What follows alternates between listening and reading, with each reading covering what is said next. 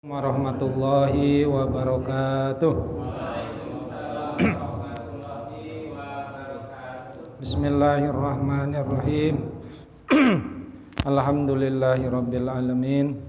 Nawaitu ta'alluma wa ta'lim wa tadhakkura wa tadhkir wa nafa'a wal intifa'ah wal ifadata wal istifadah wal hassa ala tamassuki bi kitabillahi wa sunnati rasulih والدعاء إلى الهدى والدلالة على الخير لابتغاء مرضاته وثوابه وقربه وإلى حضرة النبي المصطفى محمد صلى الله عليه وسلم وعلى آله وأزواجه وأولاده وذريته وأهل بيته ثم إلى أرواح جميع الأنبياء والمرسلين والملائكة المقربين والشهداء والصالحين والصحابة أجمعين خصوصا إلى أبو بكر وعمر وعثمان وعلي ثم إلى أرواح جميع التابعين وأتباع التابعين بإحسان إلى يوم الدين ثم إلى أرواح العلماء العاملين والفقهاء والمحدثين والمفسرين والمتكلمين والصوفيين خصوصا إلى شيخ عبد القادر جيلاني قدس الله سر العزيز ثم إلى شيخ جعفر صادق ثم إلى كي حاجي محمد مسدورة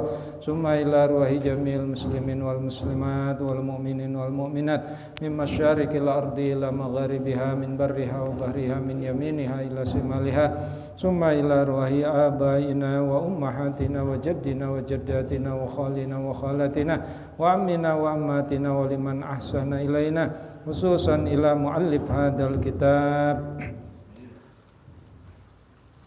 في كتاب سفينة النجاة شرح كاشفة السجاة الشرح الشيخ الإمام العالم الفاضل أبي عبد المعطي محمد نووي على سفينة النجاة في أصول الدين والفقه للشيخ العالم الفاضل سالم ابن سمير الحضرمي على مذهب الإمام الشافعي رحمه الله شيء لله لهم الفاتحة أعوذ بالله من الشيطان الرجيم بسم الله الرحمن الرحيم الحمد لله رب العالمين الرحمن الرحيم مالك يوم الدين إياك نعبد وإياك نستعين اهدنا الصراط المستقيم صراط الذين أنعمت عليهم غير المغضوب عليهم ولا الضالين آمين. Bapak-bapak serta hadirin yang dimuliakan oleh Allah, alhamdulillah wa syukur ala ni'amillah. Malam hari ini kita masih diberikan nikmat oleh Allah, terutama nikmat iman, nikmat Islam dan juga nikmat sehat wal afiat. Salawat serta salam semoga tercurah kepada junjungan kita Nabi Yuna Muhammad sallallahu alaihi wasallam. Semoga juga tercurah kepada para keluarganya, para sahabatnya, para tabi'in, atba'ut tabi'in dan juga kepada kita semua pengikut setianya hingga akhir zaman. Amin ya Allah ya rabbal alamin. Bapak-bapak serta hadirin yang dimuliakan oleh Allah, malam hari ini saya akan membacakan atau akan mengambil kitab Safinatun Najah dan syarahnya Kashifatus Sajah. Kashifatus Sajah ini dikarang atau syarah dari Safinatun Najah yaitu Syekh Nawawi Al-Bantani ya. Saya masuk di bab awal aja, pasal awal, furudul wudu. Faslun, furudul wudu sittatun. Fardu wudu itu ada 6. Al-awwalu yang pertama an-niyatu. An-niyatu yang pertama niat. Wasani ghuslul wajhi. Yang kedua membasuh muka. Ya, membasuh muka. As-salisu yang ketiga ghuslul yadaini ma'al mirfaqaini. Membasuh dua tangan sampai sikunya. Sampai siku. Nah, siku itu ini ya. Sikut ya. Nah, ini siku. Jadi ini yang disebut dengan mirfaqun. Nah, dua siku mirfaqain ya. Ini juga siku. Jadi kalau wudu itu harus sampai siku gitu ya. Harus terbasuh. Jadi jangan sampai sini. Kalau sampai sini itu enggak sah wudunya. Kalau sikunya tidak terbasuh. Ya, lewat lebih bagus. Lebih bagus. Ya. jadi sampai ketek gitu. Ar-rabi'u mashu syai'in minar ra'si, mengusap sesuatu yang ada di kepala, ya. Nah, di sini bahasanya bukan mengusap rambut tapi mengusap sesuatu. Kenapa bahasanya mashu syai'i? Mashu mengusap sesuatu yang ada di kepala. Kalau kepalanya masih ada rambut. Kalau enggak ada rambut, jangan mencari rambut yang lain, gitu ya. Jadi wah, kepala udah pelontos nih, gitu ya. Udah botak semua. Oh, bukan mengusap rambut. Khawatir kalau bahasanya mengusap rambut, nyari rambut yang lain. Di sini ada rambut, gitu kan? Di kaki ada rambut, gitu, diusap. Nah, makanya di sini bahasanya mashu syai'i minar ra'si, mengusap sesuatu yang ada di kepala. Ya, kalau masih ada rambutnya, usap rambutnya. Inda Syafi'i cukup sebagian dari helaian rambut, bahkan 3 helai rambut itu sudah sah. Tapi kalau rambutnya sudah nggak ada, ya udah usap aja. Nah, gitu ya. Termasuk saya agak loncat. Termasuk ketika rukun haji itu, nyukur rambut itu, tahallul. Kalau ketika tahallul rambutnya udah nggak ada, pelontos. Kan tahallul itu bagian dari rukun haji. Tempelkan aja. Apanya? Guntingnya di kepala yang sudah pelontos. Ya, jadi jangan menggunting kepala. Nah, gitu. Nah, makanya di sini mashu syai'i minar ra'si, mengusap sesuatu yang ada di kepala.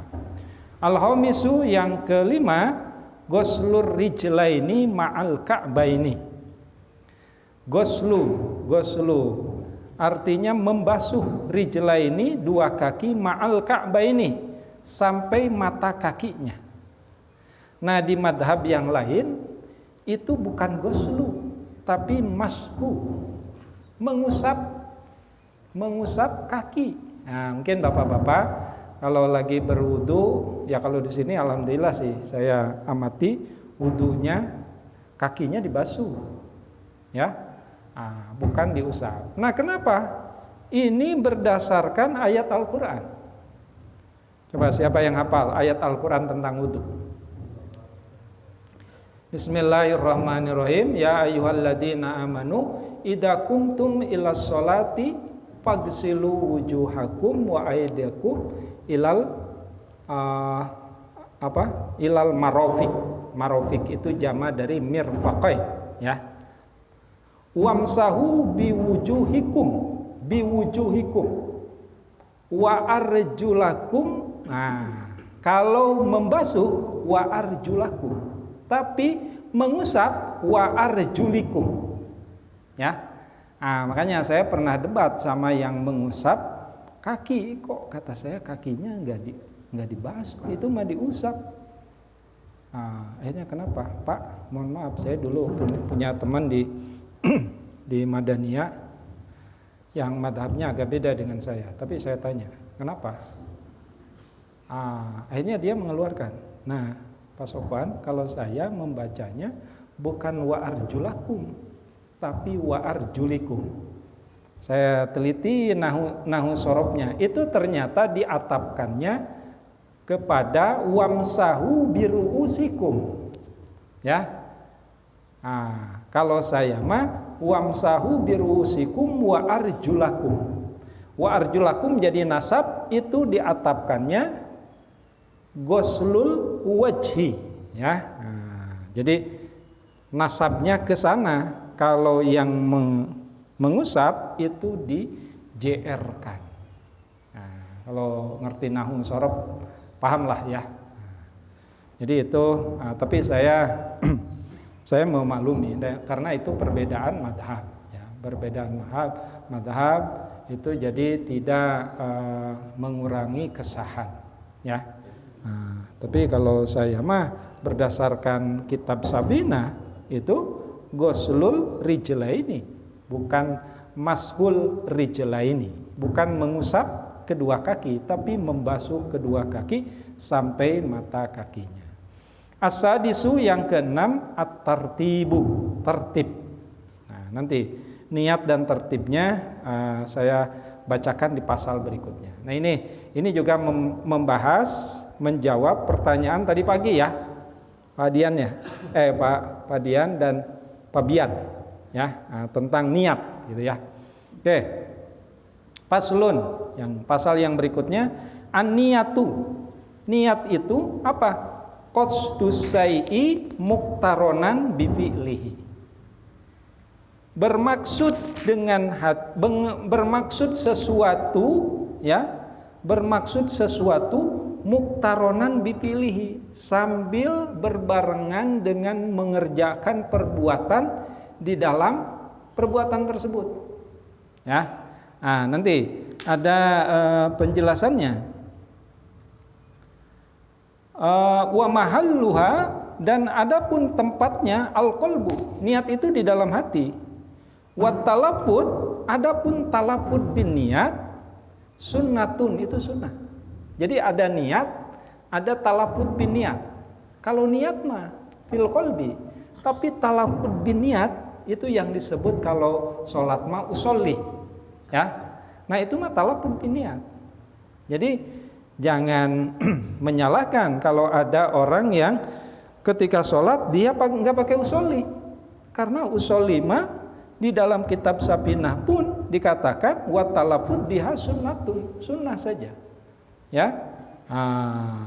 Wa waqtuha indal ghusli awwalu juz'in minal wajhi. Jadi kalau dalam masalah wudu mah apa? Niat itu dan talafud itu waktunya inda ghusli, ketika membasuh awwali juz'in, di awal bagian minal wajhi, ketika membasuh muka. Nah, itu makanya ketika bapak-bapak wudu, nah tempat niat itu ketika misalkan ketika mulai hati itu harus niat. Walaupun talafud bin niat di awal.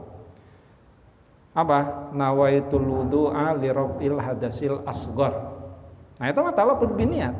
Tapi ketika niatnya awwalu ghuslu awwalil juz'i minal wajhi, membasuh awal bagian dari wajah. Gitu ya.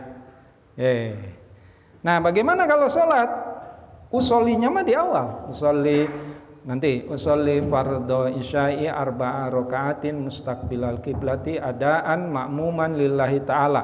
Nah, ketika itu hati itu mulai niat Allah. Makanya, nah ini di kitab yang lain, ada di kitab Minhajut Thalibin, ada di kitab Kaifiyatus Shalat. Itu ketika takbiratul ihram itu harus istihdar. Apa itu istihdar? Menghadirkan bahwa kita memulai sholat dari takbiratul ihram sampai salam. Makanya jangan kaget.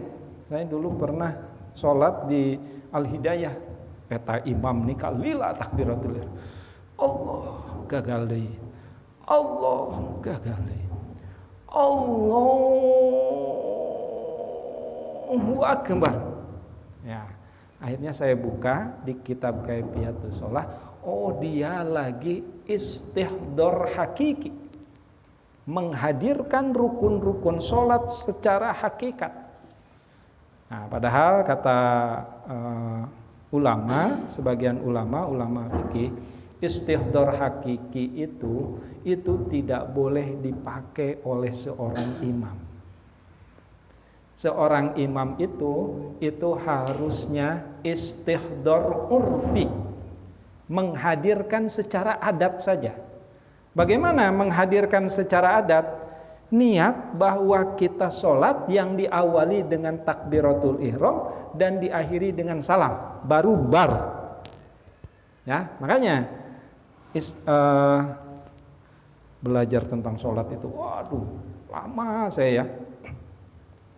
Nah, Abah saya itu Kiai Haji Masturo itu membuat kitab namanya Kaifiatus Sholat.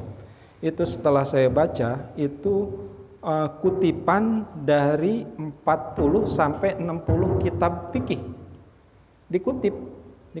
Ada kitab Safinah, ada Kasifatus Sajanya, ada Minhajut Thalibin, ada I'anatut Thalibin, ada hadisnya Al-Bajuri dan lain sebagainya. Wah, kata saya, ini abah saya sudah bisa membuat kitab. Cucunya mah belum bisa. Harusnya cucunya harus bisa membuat kitab lebih banyak lagi. Nah itu masalah tentang niat dan talafud bin niat. Makanya nggak boleh diperdebatkan lagi. Nggak pakai usoli, nggak sah sholatnya. Pakai usoli itu bukan niat. Nah, ini dijawab oleh kitab yang tipis ini bahwa niat itu tempatnya di hati, talafud bin niat diucapkan, dan talafud bin niat itu sunnah, hukumnya sunnah. Ya. Nah, tadi ada pertanyaan, bagaimana antara niat dengan ngajam. Nah, di sini, tadi Pak Rojak ya. Nah, di sini niat itu apa? Qasdus syai' muqtaronan bi fi'lihi. Jadi bermaksud terhadap sesuatu sambil mengerjakan perbuatan tersebut. Fa intarohil fi'li andalikal qasdu yusamma dalika qasdul azman. Jadi kalau bermaksud sesuatu tapi belum mengerjakan, kosong dari perbuatan, itu mah yusamma dalikal qasdu azman. Itu mah ngazam, bukan niat. Ya, azman lah niatan, bukan niat. Jadi misalkan saya tanya ke Pak Rojak, Pak Rojak udah niat haji belum? Udah niat pergi haji belum? Kata Pak Rojak, dari dulu Pak saya niat mah. Coba saya tanya, sudah daftar haji belum ke Kementerian Agama atau ke Kandepan? Belum. Nah, itu mah belum niat. Ya.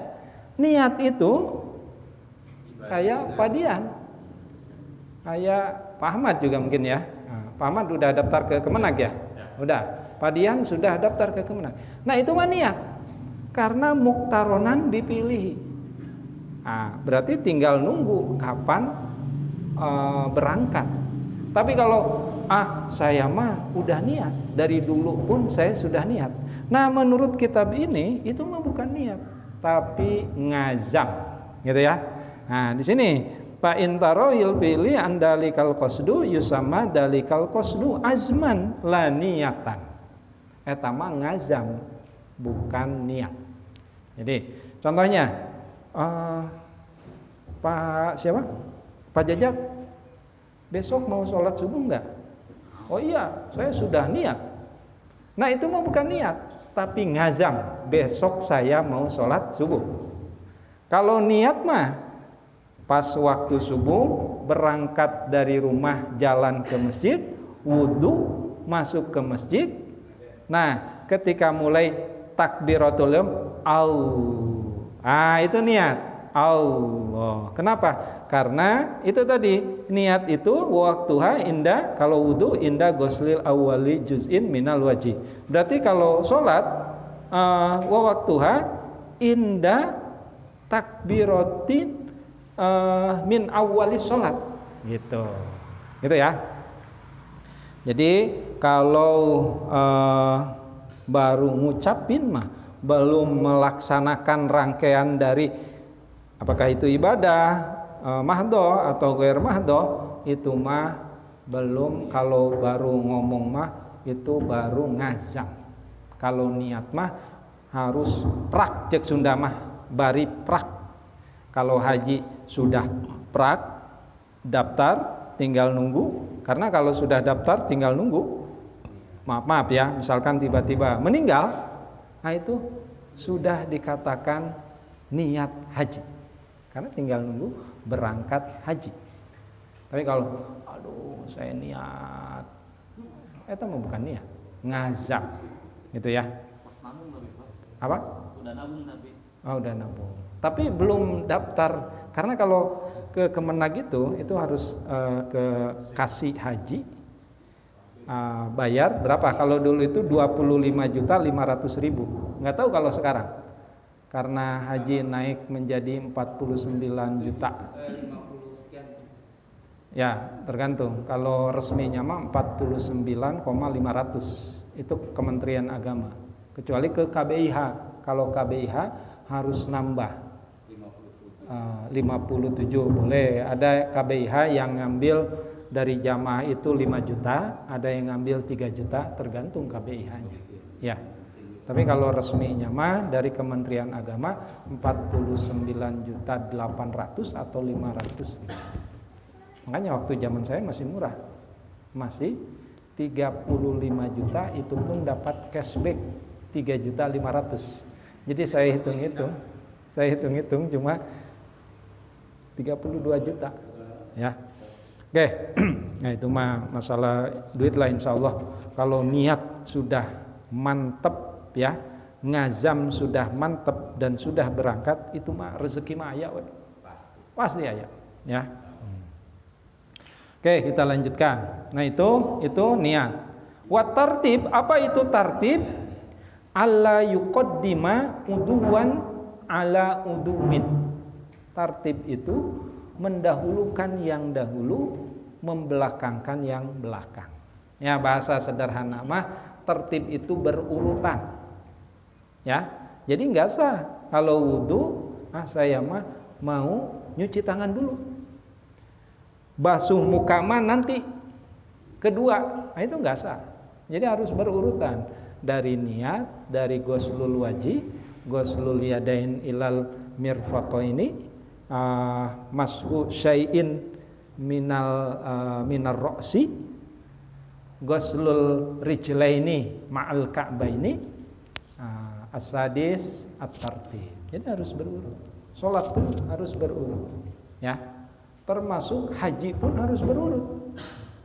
Rukun haji ada berapa? Ada 6. Rukun umroh ada berapa? Ada 5. Rukun haji yang pertama adalah ihram dari miqat. Yang kedua apa? Wukuf di Arafah. Wukuf dulu di Arafah. Jangan tawaf dulu. Ya. Wukuf di Arafah, setelah wukuf baru tawaf ifadah. Ya. Karena tawaf itu ada 3. Ada tawaf kudum, ada tawaf ifadah, ada tawaf wada. Yang rukun mah tawaf ifadah. Tawaf kudum sunnah, tawaf wada pun ada yang mengatakan sunnah, tapi ada yang mengatakan wajib haji. Kalau wajib haji ditinggalkan nggak apa-apa, tapi harus bayar dam. Gitu ya. Nah, setelah tawaf ifadah apa? Sa'i. Sa'i dari Sofa ke Marwa, setar dari Sofa, finish di Marwa sebanyak 7 kali. Setelah sa'i apa? Tahallul. Setelah tahallul tertib. Jadi tertib itu menjadi rukun haji, menjadi rukun sholat, menjadi rukun wudhu. Ya, pokoknya harus tertib aja. Oke, jadi itu ya, bapak-bapak. Sebelum dilanjutkan, ya. Majelis sedikit. Kalau di ujung waktu sih nggak bisa bertanya, sudah belajar. Ya. Tertib berurut gitu kan. Nah, ya. Ujung jari sampai siku. Nah, yang benar air dari sini ke sini atau dari sini ke sini, yang penting siku basah. Oke. Kan tertib berurut. Bagus, pertanyaan bagus. Saya waktu di pesantren dari guru saya, wudhu itu harus gini, betul kata Pak Dian, harus gini. Ya, dari ujung jari ke siku. Ya, nah, cuma saya belum menemukan kitabnya. Waktu itu saya mau nanya ke guru, ya namanya di pesantren, itu nggak berani. Ini aja, kalau guru ngajar itu gini, didengekan we. Itu wani nanya teh. Sekarang mau nanya sudah almarhum. Nah, betul Pak Dian, kata guru saya, wudu itu harus gini. Ya. Jadi jangan ngucurkeun cai dina ti siku ka hanap. kebanyakan seperti itu. Betul. Tapi saya tanya lagi ke guru, itu mah afdolnya. Ya. Jadi yang penting terbasuhi we. Tapi kalau kita ingin mendapatkan fadilah yang lebih bagus, wudu itu walaupun di keran, disiuk, di tanean, baru begini. Biasanya kan kalau di kolam, namanya di pesantren itu kan wudu itu kolam ya, kolam, cepet gitu, diempang. Jadi dari sini diambil, kucurkan ke dia, kucurkan ke dia, ya. Termasuk ketika tayamum. Mungkin bapak-bapak ada yang sudah pernah tayamum, ada yang belum. Ini ya, alhamdulillah, ini sudah mulai hujan. Kalau kering terus, kita harus tayamum. Tapi kalau yang berangkat haji, berangkat umroh, mungkin pernah tayamum. Di mana? Di pesawat, ya. Tayamum. Nah ini ada tayamum menurut Imam Syafi'i, ada tayamum menurut Imam Hanafi. Kalau tayamum menurut Imam Syafi'i, rukun tayamum ada berapa? Siapa yang bisa? Tiga. Tiga apa empat? Tiga. Empat sama tertib, ya. Tapi nggak tertib nggak apa-apa. Ada di itu kitabnya ada. Saya belum menemukan tuh. Jadi tangan dulu boleh? Boleh. Oke, nanti saya cari. Baru dibahas kemarin di karena masjid. Bagus tuh. Ilmu baru ya. Kalau pengajarnya dari Al-Ghazali. Al-Ghazali ya. Ya, nanti saya cari lah. Boleh, tangan dulu mau muka dulu boleh. Jadi kalau ini mah yang saya baca di kitab yang sudah saya aji ya. Jadi misalkan gini. Ini katakanlah berdebu ya. Kan kalau di pesawat nggak ada debunya. Eta mah diniatkan we, pesawatnya aya debu. Namanya pesawat. Pesawat pasti di vakum kan? Vakum ya. Bukan jendela. Jendela pesawat carekan atuh. Ngahiung atuh, Pak. Tapi namanya pesawat nggak boleh itu. Nah, jadi tempelkan pertama ya. Niat. Tapi kalau pakai benar-benar ada apanya? Debunya mah dikiakeun heula. Bukan digini-gini. Kalau digini-gini hilang debunya. Ya kan? Supaya babadagna turun. Karena kalau digini kan, wah, lain hidung kayak bisa lecet atuh ya. Ya. Bismillah. Yang pertama, sunnahnya 3 kali, ya. Setelah 3 kali, baru tangan. Cari tempat yang lain supaya apa? Tidak mustakmal, tidak bercampur dengan debu yang belum kita sentuh. Nah, ingat. Ini ada dua bagian ya. Ini ada jari, ini ada telapak. Jadi jangan itu mustakmal, ya. Jadi harus gini. Yes. Set. Ini untuk ini. Jempol ke jempol. Iya, can dipakai. Ya, set. Nah, Imam Syafi'i, madhab Syafi'i tetap harus sampai siku. Ya. Tapi menurut madhab Hanafi tidak mesti sampai siku. Karena ayatnya itu tidak ilal mirfaqain. Ya. Apa ayatnya? Wamsahu biwujuhikum wa aydiyakum minhu. Ya. Usaplah wajahmu dan kedua tanganmu. Tidak ada kata-kata ilal marofik atau ilal mirfaqain. Atau kenapa Imam Syafi'i harus sampai siku? Diatapkan dan dikiaskan karena wudu. Karena itu masih satu ayat. Jadi pendahuluannya tentang wudu, ayat bagian dari terakhir masih ayat yang sama, itu adalah tayammum. Gitu ya. Makanya jangan heran. Nah, ini bagian dari toleransi bermadzhab. Jadi jangan heran kalau ada yang berwudu di pesawat cuma gitu ya. Sah. Indal Hanafi. Tapi indah Syafi'i tidak sah. Karena harus ilal marafiq. Betul tadi Pak Dian, betul. Itu fadilahnya. Jadi usahakan, karena kita ditanya oleh Pak Dian, saya jelaskan kalau wudu, apalagi kita yang sudah sepuh, yang sudah tua, cari yang afdol. Wudu yang afdol. Bahkan wudu yang afdol itu kumur-kumur dulu, bersihkan dulu kuku, ya. Istinsyak. Non istinsyak teh menghirup air ke hidung. Nah, di sini kan airnya bagus ya. Airnya bagus, istinsyak. Istinsyak itu bahkan di madhab yang lain diwajibkan. Kenapa? Karena Rasulullah dengan tegas menyuruh dalam hadisnya istinsyak itu.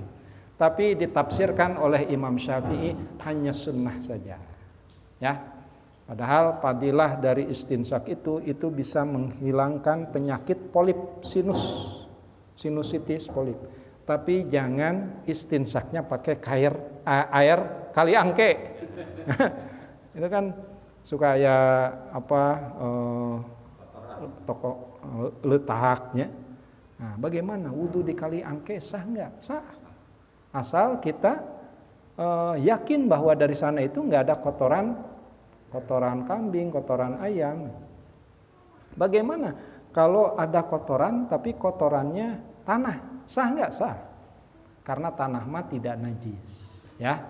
Termasuk bagaimana wudu di laut. Wudu di laut kan airnya asin. Sah enggak? Sah. Karena air laut itu bagian dari 7 air yang suci dan mensucikan. Nah, itu mah hadisnya tegas.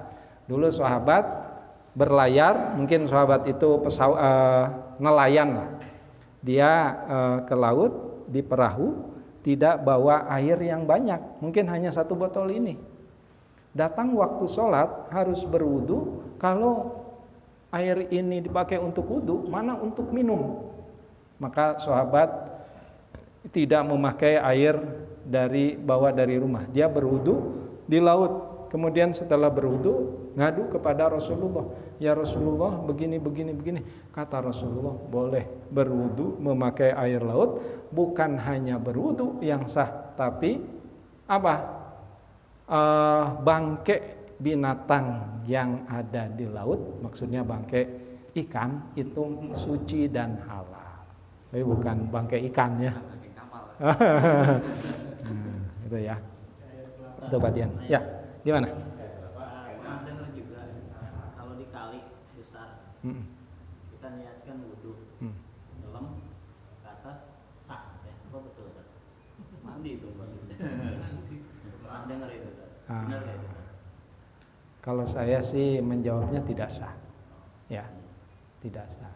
Kenapa? Karena bagian-bagian wudu itu harus pertama dicuci atau dibasuh secara tertib dan tidak mesti semua dibasuh. Ya, kecuali mandi besar. Ya, Pak Jaja nih. Nah, ini ada ulama yang memperbolehkan mandi besar. Mandi besarnya di mana? Di kolam renang.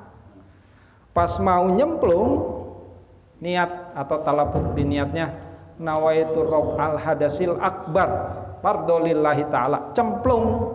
Itu ada ulama yang memperbolehkan. Karena rukun mandi besar itu 2. Pertama niat, yang kedua meratakan air ke seluruh tubuh. Ya. Nah, kalau itu ya. Saya lupa lagi. Kawin deui atau Apanya? Niatnya. Saya ajarin. Oh, jangan-jangan sekarang nggak pernah adusnya. nyari deui bahasa sendiri aja. Ya. Nawaitu raf'al atau boleh nawaitu li raf'il hadasil akbar atau nawaitul ghusla li raf'il hadasil akbar fardolillahi ta'ala. Nah, itu apa tuh? Kalau naik pesawatnya lupa nggak? Naik pesawatnya lupa nggak? Langsung besok subuh ya. Sama Ya, apa? kalau saat wudu, ada yang bilang kalau kita aurat terbuka itu makruh kan? Ya. Misalnya kita pakai sempak doang, Betul. tanpa tutup gitu, Betul. makruh. Makruh menurut para ulama. Tapi Tapi sah ya Ustaz. Sah. Makruh itu kan mayusabu malayusabu ala fi'lihi mayusabu ala tarkihi wala yu'aqabu ala fi'li. Kalau untuk makanan kan setelah wudu kita makan. Oke, bagus pertanyaannya. Bagaimana kalau setelah wudu kita makan, setelah makan tidak wudu lagi kemudian sholat? Itu sebenarnya makan itu tidak membatalkan wudu. Walaupun dulu ada hadis ya yang mengatakan kalau setelah wudu makan daging unta maka batal wudunya. Tapi hadis itu sudah dinasah oleh hadis berikutnya, sudah dihapus syariatnya oleh hadis yang mengatakan bahwa kata Rasulullah makan makanan setelah berwudu itu tidak membatalkan wudu. Nah, bagaimana kalau Pak Jaja habis makan nih masih punya wudu? Enggak wudu, sebaiknya kumur-kumur kalau mau sholat. Supaya apa? Tidak ada yang nyempil di gigi. Karena kalau misalkan lagi takbiratul ihram, lagi sholat, tiba-tiba masih banyak sisa-sisa makanan, nanti khawatir gini, ditelan, itu batal karena memakan makanan, ya. Nah, bagaimana? Ya boleh jadi kan bapak-bapak lagi sholat, apalagi jadi makmum, imam lama nih bacaannya. Kadang ini ada ini, jangan ditelan, dikeluarkan. Itu mah nggak membatalkan sholat. Oh, jigongna bau itu sama dia. Kalau pikiran kan? Hah? Itu udah betul. Terus kita melihat yang seperti yang merangsang lah. Iya, iya. Membatalkan sholat nggak? Atau enggak ya? Oke. Karena kan itu udah ini ya traveling gitu ya. Ya, traveling. Gini Pak Jaja, ini sebenarnya ada bab tertentu yang membatalkan wudu. Tapi saya jelaskan aja. Kalau berwudu, punya wudu, kemudian disebutnya onani kan ya? Onani. Membayangkan. Iya, kalau membayangkan itu kan. Melihat gitu kan, melihat wah nih mantap. Iya, mantap nih bayangin. Itu sebenarnya kalau tidak keluar madi dan mani, ya. Tidak keluar cairan itu tidak batal. Tidak batal. Walaupun itu ya bahkan bukan hanya membayangkan, melihat gitu ya, melihat. Meraba enggak? Hah? Kalau meraba ya batal. Indah Syafi'i batal. Ya. Tuh. Kalau menyentuh, Pak Jajat menyentuh istri, habis wudu menyentuh istri, menurut Imam Syafi'i mah batal. Imam lain, Imam Hanafi tidak membatalkan, ya, tidak membatalkan. Tapi kan kita mah madhabnya Syafi'i ya. Kalau tidak sengaja, ambil Hanafi aja ya. Oh, itu nanti jatuhnya ke talfik. Kaditu kadia. Talfik menurut jumhurul ulama nggak boleh, ya. Termasuk saya ketika berhaji, terutama ketika tawaf, itu kan pasti bersentuhan. Kan saya hajinya belum covid ya. Kalau covid kan nggak bersentuhan karena jaga jarak kan waktu covid mah. Saya 2015, wah itu bersentuhan sama istri, sama perempuan yang lain dan lain sebagainya. Nah, itu bagaimana supaya kita tidak talfik? Nah, ini caranya ya. Kita boleh loncat madhab tanpa talfik. Karena definisi talfik itu mencampur adukan madhab dalam satu urutan ibadah. Sholat ya. Wudunya ala Imam Syafi'i, pembatalannya ala Imam Hanafi. Nah, itu talfik. Tapi kalau kita loncat pagar dulu, berwudunya ala Imam Hanafi, pembatalannya pun ala Imam Hanafi. Bagaimana wudu ala Imam Hanafi, Imam Malik ya? Ketika mashul syai' ila ra'si itu begini. Dibalikeun deui. Ambil lagi air, dibalikeun deui, ambil lagi air, dibalikeun. Walhasil ini basah. Terus nanti pembatalannya bersentuhan dengan perempuan tidak batal. Nah itu pindah madhab atau lompat pagar tapi tidak talfik. Itu diperbolehkan oleh para ulama. Tidak termasuk mencampur adukan.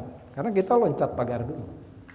Karena ya kalau sekarang kan normal lagi. Berangkat aja, berangkat umroh pasti berdesakan. Walaupun perempuan ada sudah misalkan pakai apa? Bukan sarung tangan ya. Sarung tangan yang ininya kelihatan. Yang ini kelihatan ya. Tapi tetap aja kan bisa nempel, apalagi didorong oleh yang lain, oleh suami dipegang. Nah itu caranya bisa loncat pagar tapi tidak talfik. Karena kalau talfik di usul fikih itu mayoritas ulama melarang karena khawatir mencampur adukan dan mengambil yang enteng-entengnya. Itu Pak Jajat ya.